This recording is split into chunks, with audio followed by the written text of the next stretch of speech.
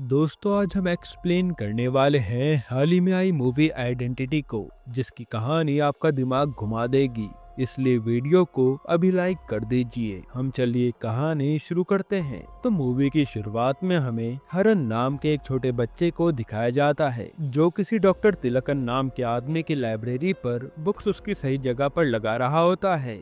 जिसे बुक्स सही जगह लगाता देख वहीं से जा रही डॉक्टर अनीता हैरान हो जाती हैं और वो डॉक्टर तिलकन से हरन के बारे में पूछने लगती हैं कि आखिर इतना छोटा बच्चा बुक्स को सीरीज के अकॉर्डिंग अपनी सही जगह पर कैसे लगा रहा है। जिस पर तिलकन अनीता को बताता है कि हरन एक स्पेशल चाइल्ड है, जिसका दिमाग दूसरे बच्चों से काफी ज्यादा जल्दी ग्रो हो चुका है, इसलिए वो सभी बुक्स के फॉन्ट पढ़कर बुक शेल्फ में लगा पा रहा है। यहाँ अनीता तिलकन से हरन के माता पिता के बारे में पूछती है, जिसे तिलकन बताता है कि हरन के माता पिता का कुछ साल पहले डिवोर्स हो गया था और हरन की कस्टडी उसके पिता के पास थी। वहीं हरन की माँ को उसकी बेटी देवी की कस्टडी मिली थी, लेकिन हरन के पिता पुलिस में थे और वो कई बार हरन पर अपना गुस्सा निकालते थे। इसलिए हरन की माँ शमिता हरन को भी अपने साथ घर ले आई थी। फिर शमिता ने डिवोर्स के बाद किसी दूसरे आदमी के साथ शादी कर ली। उन दोनों की एक बेटी हुई, जिसका नाम उन्होंने निरंजना रखा।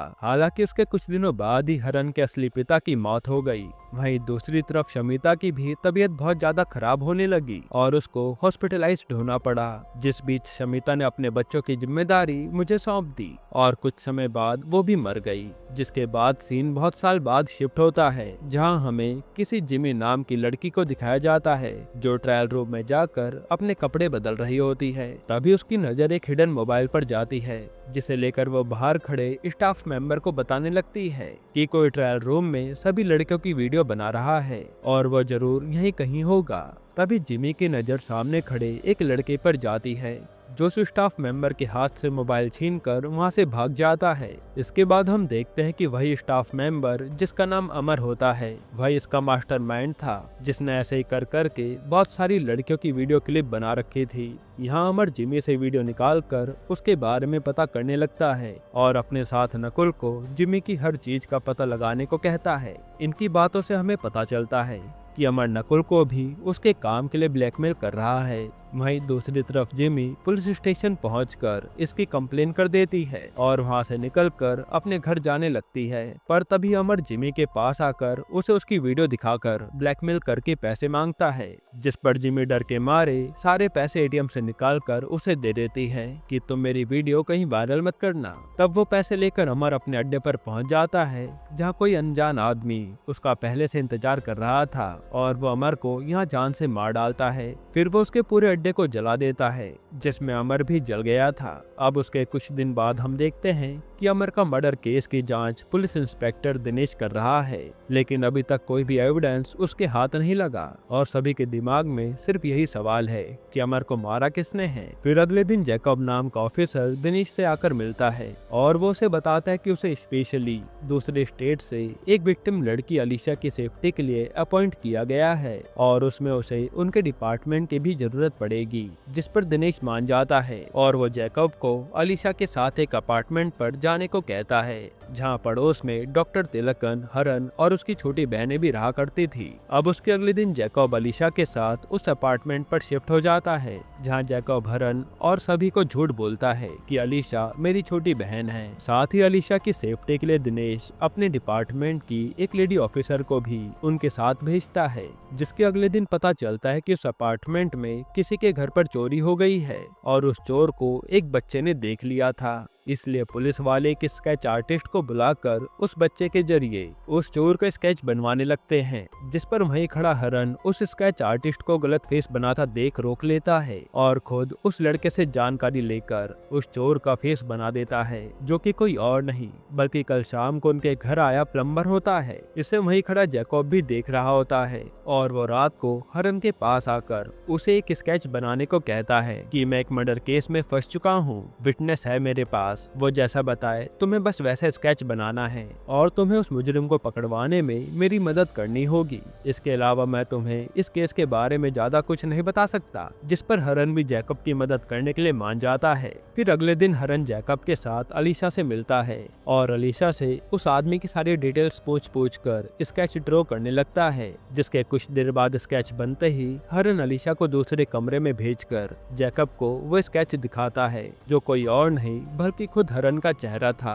यहाँ हरन जैकब को बताता है कि अलीशा अभी काफी ज्यादा डिप्रेस्ड है और हमें उसे ठीक होने में कुछ टाइम देना चाहिए ताकि वो खुले माइंड के साथ उस आदमी का स्केच बनवा सके। और सिर्फ इसी के साथ ऐसा नहीं हुआ, बल्कि ऐसा कई सारे केसेस में भी हो चुका है जिसमें लोग अपने आप का स्केच बनाकर खुद को ही मानने लगते हैं। इसलिए अभी हमें अलीशा को कुछ टाइम रेस्ट देना चाहिए। और रही बात अलीशा की मेरा चेहरा बनवाने की, तो मैं तो उसके सामने ही खड़ा था, तो अगर मैं खूनी होता तो वो मुझे पहले ही पहचान लेती कि मैंने ही खून किया होगा। मेरा स्केच बनवाने की उसे क्या जरूरत पड़ी, जिसकी बात जैकब भी समझ जाता है। अब उसके अगले दिन जैकब हरन और अलीशा को लेकर उसी क्राइम स्पॉट पर पहुंच जाता है जहां अमर का मर्डर हुआ था। और जैकब अलीशा को फिर से उस आदमी का चेहरा याद करके हरन को उसकी डिटेल्स बताने को कहता है, जिस पर हरन उस आदमी का चेहरा बनाकर जैकब को दिखाता है। फिर जैसे अलीशा को वो फोटो दिखाता है, वो यही कहती है कि उस रात इसी आदमी ने अमर का मर्डर किया था। जिसकी बात सुनकर हरन हैरान हो जाता है, यानी कि अब उसके पास खूनी का स्केच आ गया था। पर दोस्तों, ये केस इतना आसान भी नहीं है। फिर उसी रात हरन किसी आमिर अली नाम के बंदे को कॉल करके एक शॉकिंग बात बताता है कि उस रात अलीशा ने मेरा ही चेहरा देखा था। तो वो जैकब को सच क्यों नहीं बता रही है, मुझे कुछ न कुछ गड़बड़ लग रही है। फिर हरन अली का कॉल कट करके एक बिल्ली पर कैमरा लगाकर उसे अलीशा के कमरे में भेज देता है और अलीशा के मोबाइल के नेटवर्क जैमर से भगा देता है। फिर मौका देखकर वो एक मास्टर की लेकर अलीशा के कमरे में जाने लगता है। पर तभी डॉक्टर तिलकन अपनी बिल्ली ढूंढते ढूंढते हरन को अलीशा के कमरे के बाहर खड़ा देख लेते हैं और वो उसे अलीशा के रूम में जाने का कारण पूछते हैं। जिस पर हरन उन्हें बताता है कि उसे अलीशा के कमरे में कुछ आवाजें आ रही हैं और वो उसी का पता लगाने के लिए बाहर खड़ा है। जिसकी बात सुनकर डॉक्टर तिलकन हरन के साथ अलीशा के रूम का दरवाजा खोल देते हैं और यहाँ अलीशा एक गन लेकर उन दोनों के सामने खड़ी थी। तभी वहाँ जैकब भी बाहर से घर में आ जाता है और यहाँ अलीशा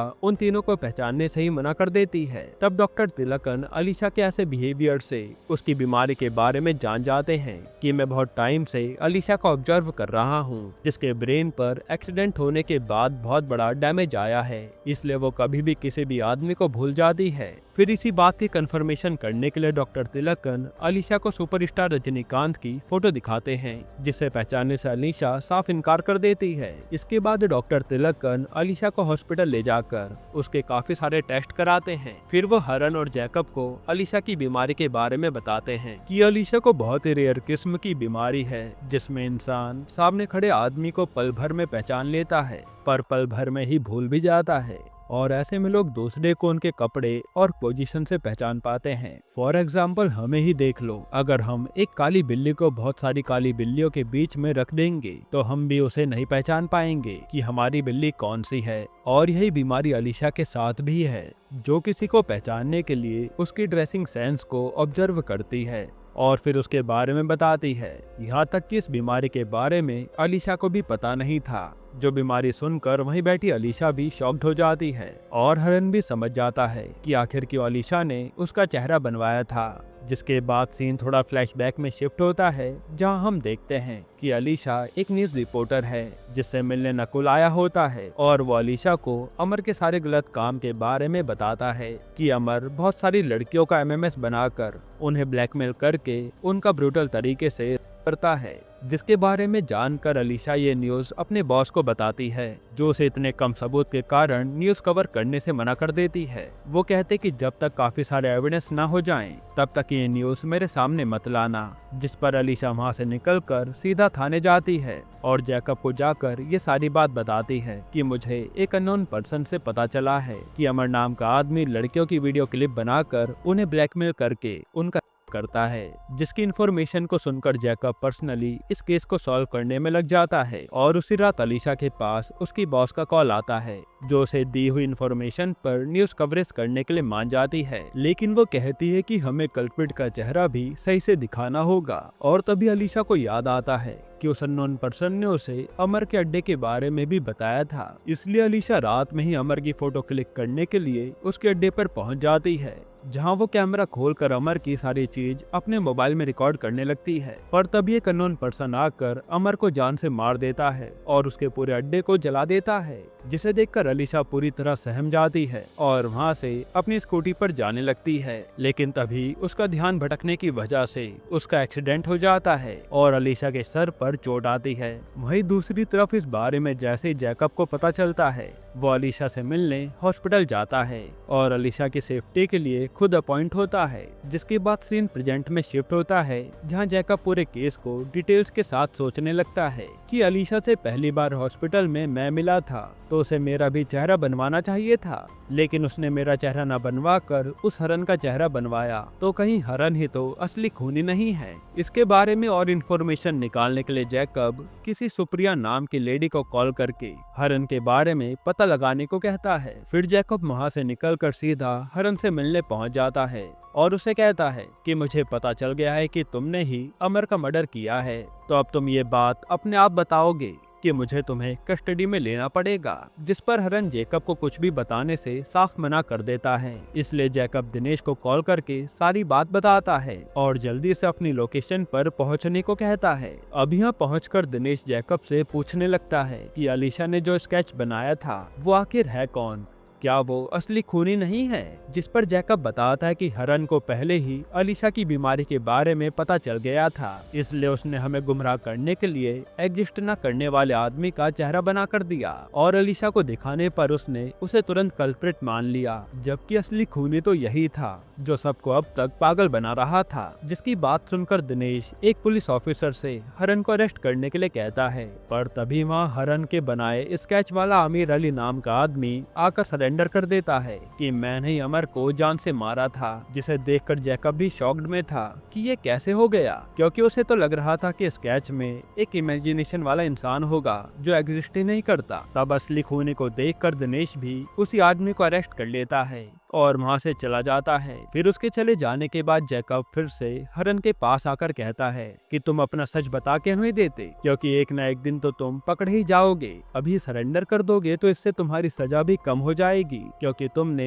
एक ऐसे आदमी को जान से मारा है जो बहुत घिनौने काम करता था। साथ ही मुझे पता है कि तुम्हारे पास अमर की हार्ड डिस्क की कॉपी है। जिस पर हरन जैकब को बोलने लगता है कि मान लो अगर मैंने अपना जुर्म कबूल भी कर लिया और मैंने अमर को मारकर उसकी हार्ड डिस्क की कॉपी भी ले ली, तो मैं उसके अड्डे को क्यों जलाता, थोड़ा दिमाग लगाकर तो सोचो। जिसकी बात सुनकर जैकब दिनेश को कॉल करके क्राइम सीन पर मिली उस हार्ड डिस्क के बारे में पूछने लगता है कि वो उसे कहां से मिली थी। जिस पर दिनेश बताता है कि वो उन्हें अमर के कपड़ों के अंदर मिली थी। तब जैकब दिनेश से वो हार्ड डिस्क मांगने लगता है, जिसको देने से दिनेश साफ इनकार कर देता है कि वो ऐसे दूसरे स्टेट के पुलिस ऑफिसर को कोई भी एविडेंस प्रोवाइड नहीं कर सकता, क्योंकि उसको दिखाने के लिए पहले परमिशन लेनी पड़ेगी। अब उसके अगले दिन सुप्रिया जैकब को कॉल करके उसे हरन की सारी इन्फॉर्मेशन बताती है। वहीं दूसरी तरफ दिनेश भी कर्नाटका पुलिस में कॉल करके जैकब के बारे में पता करता है, जिसे वहाँ के पुलिस ऑफिसर बताते हैं कि जैकब को पुलिस डिपार्टमेंट से काफी समय पहले निकाला जा चुका है और वो अब एक क्रिमिनल है जिसे वो काफी टाइम से ढूंढ रहे हैं। जिनकी बात सुनकर दिनेश शॉक्ड हो जाता है कि जिसको अलीशा की सेफ्टी के लिए रखा था वो तो एक पुराना क्रिमिनल निकला। इधर हरन अलीशा के पास जाकर उसे सब सच बताता है कि कुछ टाइम पहले एक आदमी ने मेरी बहन नीरजा के साथ रेप किया था, जिस वजह से नीरजा अभी तक डिप्रेशन में है।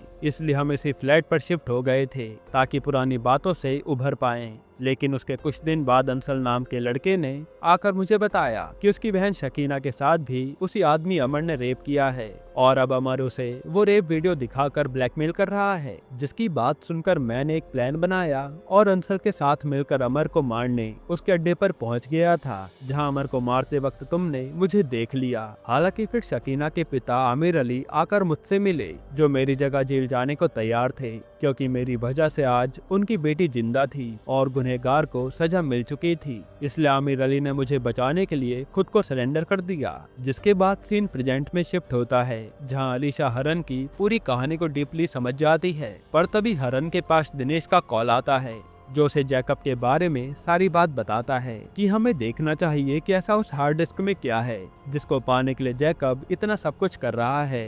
जिसकी बात मानकर दिनेश वो हार्ड डिस्क लेकर हरन के घर जाने लगता है। वहीं दूसरी तरफ हरन भी अलीशा को अपने साथ कार में बैठाकर वहां से अपने घर की ओर जाने लगता है। पर तभी जैकब एक गाड़ी से हरन की कार को ठोक देता है, लेकिन हरन जैकब से बचकर वहां से भागने लगता है। इसी बीच हरन अलीशा को अपनी कार से धक्का भी दे देता है ताकि अलीशा की जान को कोई खतरा ना हो, और वहां गिरकर अलीशा भी बेहोश हो जाती है। वहीं दूसरी तरफ हरन और जैकब की कार का भयंकर एक्सीडेंट हो जाता है। अब उसके 4 दिन बाद अलीशा डॉक्टर तिलकन से मिलकर उसे शॉकिंग बात बताने लगती है कि जब हरन और जैकब की फाइट हुई तो उसके बाद हरन सेफली बचकर मेरे साथ दिनेश के पास गया था, जहां हरन ने वो हार्ड डिस्क लेकर दिनेश को मार दिया था और फिर उसने मुझे वहां से भाग जाने के लिए कहा। तब मैं इतना ज्यादा डर चुकी थी कि मैं 4 दिन से अपने घर से बाहर नहीं निकली और मुझे समझ भी नहीं आ रहा है कि असली खूनी है कौन। जिसकी बात सुनकर डॉक्टर तिलकन अलीशा को सारी बात बताते हैं कि शायद तुमने जिसे देखा वो असल में जैकब था, जिसने हरन के कपड़े पहन लिए थे, और तुम्हारी जो बीमारी है उसके कारण तुम्हें लगा कि वो हरन ही होगा। और जब जैकब के हाथ हार्ड डिस्क लगी तो उसने दिनेश को भी जान से मार दिया।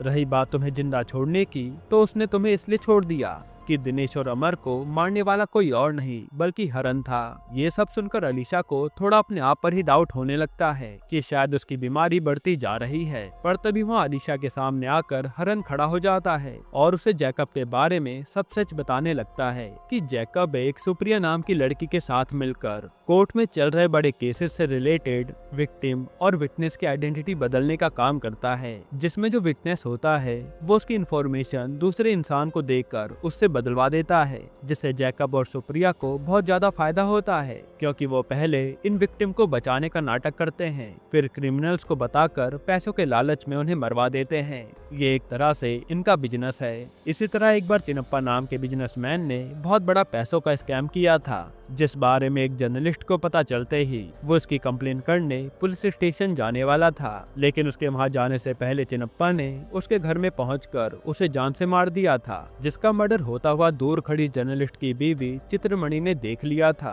और बाद में उसने कोर्ट में जाकर सब कुछ बता दिया, जिस वजह से चिनप्पा को अरेस्ट कर लिया गया और वो केस अभी तक चल रहा है। साथ ही चित्रमणि की प्रोटेक्शन के लिए उसे आइडेंटिटी प्रोवाइड कराई गई, जिसे सुप्रिया ने पता लगाकर चिनप्पा के आदमियों को बता दिया। फिर अगले दिन हियरिंग पर चिनप्पा के आदमियों ने चित्रमणि को जान से मारने का ट्राई भी किया, लेकिन चित्रमणि अपनी जान बचाकर वहां से भाग निकली। जिसके बाद जैकब को उस जॉब से निकालकर दूसरी जॉब प्रोवाइड कर दी गई और चिनप्पा को जैसे इसके बारे में पता चला वो जैकब को ब्लैकमेल करने लगा कि अगर उसने चित्रमणि के बारे में पता नहीं किया कि वो इस समय कहाँ है तो वो कोर्ट में जैकब को भी एक्सपोज कर देगा। जिससे डरकर जैकब ने अमर से हेल्प ली और उसने चित्रमणि के आसपास रहने वाले सभी ऑफिसर की बेटी की गंदी वीडियो बनवाई ताकि वो ऑफिसर को ब्लैकमेल करके चित्रमणि के बारे में पता कर सके। लेकिन अमर को इस काम में ज्यादा मजा आने लगा और वह ऐसा काफी सारी लड़कियों के साथ करने लगा जो जैकब का टारगेट भी नहीं था। फिर जैसे जैकब को पता चला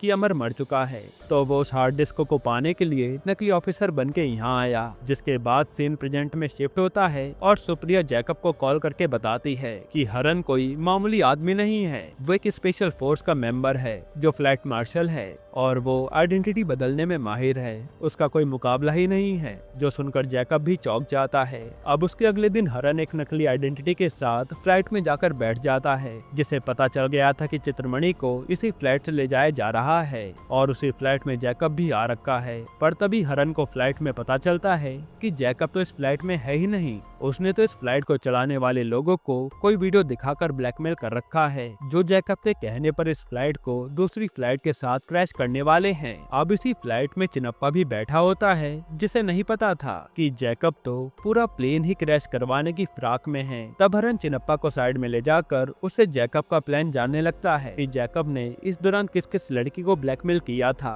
तुम्हें जो भी पता हो मुझे बता दो। जिस पर चिनप्पा उसे बताता है कि जैकब के प्लान के बारे में मुझे ज्यादा कुछ नहीं पता, लेकिन वो किसी निवेदिता और शकीना नाम की लड़कियों को ब्लैकमेल कर रहा था। जिसकी बात सुनकर हरन जल्दी से निवेदिता के बारे में पता करने लगता है, जिसके पिता उसी फ्लाइट लैंडिंग के सिग्नल भेजने वाले जॉब करते थे। वही दूसरी तरफ जैकब के कहने पर निवेदिता के पिता फ्लाइट को गलत सिग्नल भेजने लगते हैं, लेकिन सिग्नल पहुंचने से पहले ही हनन उस फ्लाइट में जैमर लगा देता है और दूसरी तरफ पुलिस निवेदिता के पिता को अरेस्ट कर लेती है। इधर फ्लाइट भी सक्सेसफुली लैंड हो जाती है और हरन चित्रमणि की जान बचा लेता है। जिसके कुछ दिन बाद हम देखते हैं कि जैकब सुप्रिया के साथ इंडिया से दुबई भाग रहा है, जहां उस फ्लाइट में हरन भी घुस जाता है और यहां भयंकर लड़ाई होती है और वो जैकब को जान से मार देता है। इसके बाद हम देखते हैं कि अलीशा एक डॉक्टर के पास अपनी बीमारी का इलाज करवा रही है और वो धीरे धीरे ठीक भी हो रही थी। यहीं पर ये मूवी खत्म होती है। दोस्तों, आपको ये मूवी कैसी लगी हमें कमेंट में जरूर बताइएगा और इसके अलावा आप कौन सी मूवी का एक्सप्लेनेशन चाहते हैं वो भी कमेंट कीजिएगा। बाकी अगर आपको हाल ही में आई कमाल की मूवी देखनी है तो आप ये वीडियो देख लीजिए।